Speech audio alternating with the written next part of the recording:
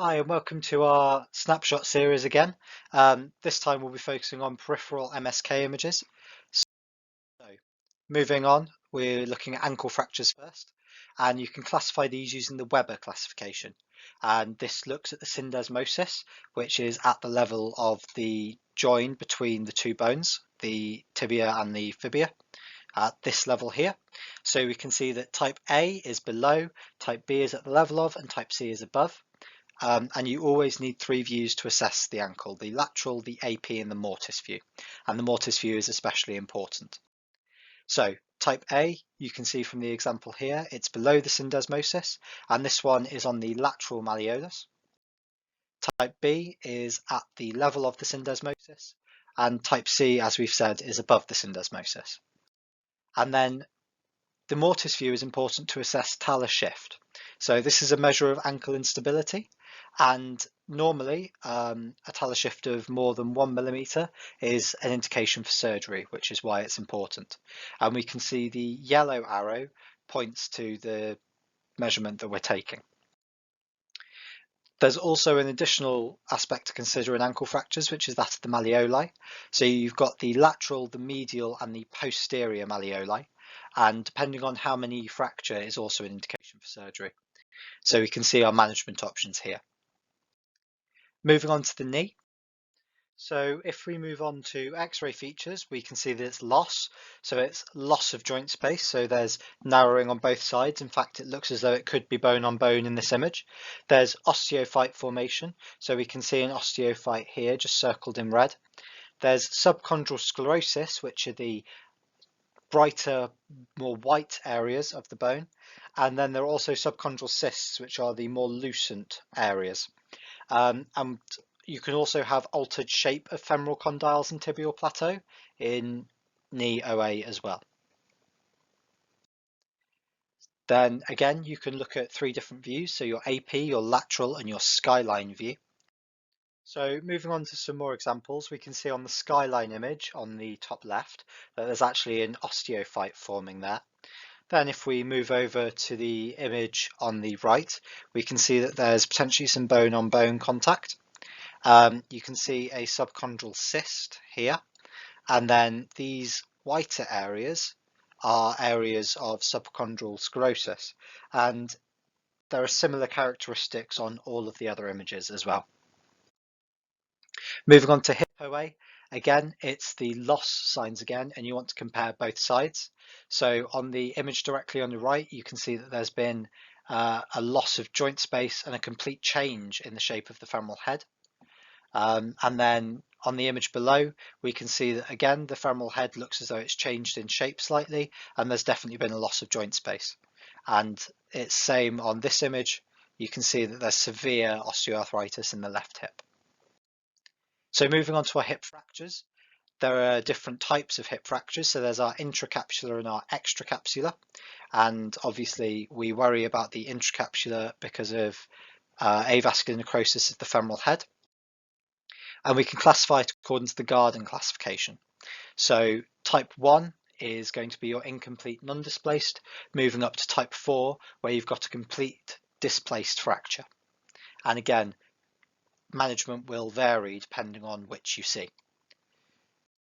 So anatomy that can help us in this is the Shenton line, and by tracing this line we can see if there's any disruption that could suggest that there's a fracture or other pathology causing the disruption to this naturally smooth line. So in this you can see a Garden 1 fracture of the left hip. So you can see that it doesn't quite go all the way through the bone. In fact, it stops about there. Then we've got our Garden 4 fracture, where you can see it's completely displaced on the left and it's all the way through the bone. Then looking at our extracapsular fractures, you've got your intratrochanteric between the two trochanters and your subtrochanteric below the two trochanters. And depending on which type of fracture you see, there are various different treatment options that you can do. Moving on to Sufi, which we can see in children. This is typically your overweight boy, and it is actually a Salter-Harris type 1 injury, and you need to do the AP and frog leg view. So here you go, you can see two examples of Sufi. where there's been complete slippage of the femoral head. Then you've got Perthes disease, which is another limping child presentation, again typically boys, and this is idiopathic, and it's avascular necrosis of the femoral head. So here you can see complete destruction of the femoral head on both sides in both images, and the treatment for this is normally watch and wait with pain relief. So then moving on to our pelvis fractures. So if you have a look at this image, if you're not sure where the fracture is, again, going back to our earlier lecture, just trace the cortices and you can actually see the fracture up here. So if you are completely lost, just remember to trace all the way up and include all the bones you can see. Then moving on, this is a more serious pelvic fracture with pubic symphysis disruption. And then you can also apply the Polo rule to pelvis fractures. So especially in the foramen, if one side has gone, there will probably be another fracture opposite. Now moving on to our shoulder dislocations, you have various different types of view again. So it's your AP and your Y view this time, and you can have anterior and posterior dislocations. So your associated injuries are your bony Bankart and Hill-Sachs will be the two that we go through.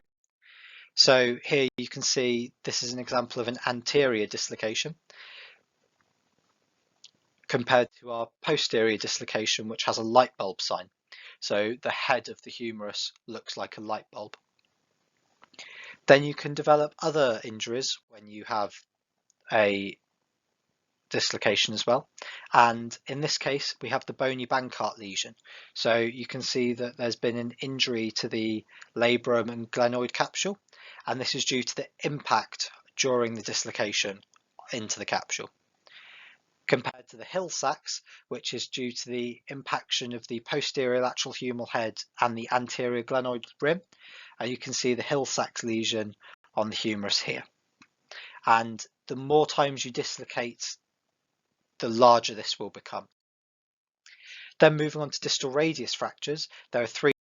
So there's three main types of wrist fracture. So we have our Smiths and our Colles, which are examples of extra-articular fractures, and then our Barton, which is our intra-articular fracture.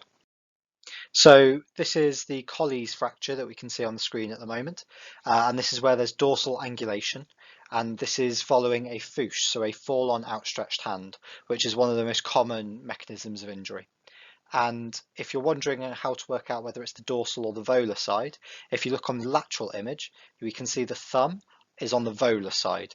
So we can see that there's been dorsal angulation. And this is an example of the Smith's fracture. So you've got your volar angulation here instead of your dorsal angulation. And this is from the opposite mechanism of injury. So it's often called silly Smith because you've fallen onto the back of your hand whilst falling forwards. Then a Barton's fracture, otherwise known as an intra-articular fracture, and these can commonly present with comminution. And for all of these wrist x-rays, the treatment first will be a closed reduction normally, and then it will be reassessed. Now moving on to scaphoid fractures. So as you can see in picture A, this is the scan which has been done immediately. You can perhaps see that there's a bit of cortical disruption here. However, when you rescan after 14 days, the defect is much more obvious. And again, we worry about this because the proximal part of the scaphoid can be at risk of avascular necrosis, and this will commonly present with pain in the anatomical snuff box. So once again, our references that we have used to develop this teaching session has been Teach Me Surgery, Radiopedia and Ortho Bullets. Really good resources if you have the chance to have a look at them. Thank you very much for listening. Hope you enjoyed this, and please don't forget to fill in the feedback for us. It really helps.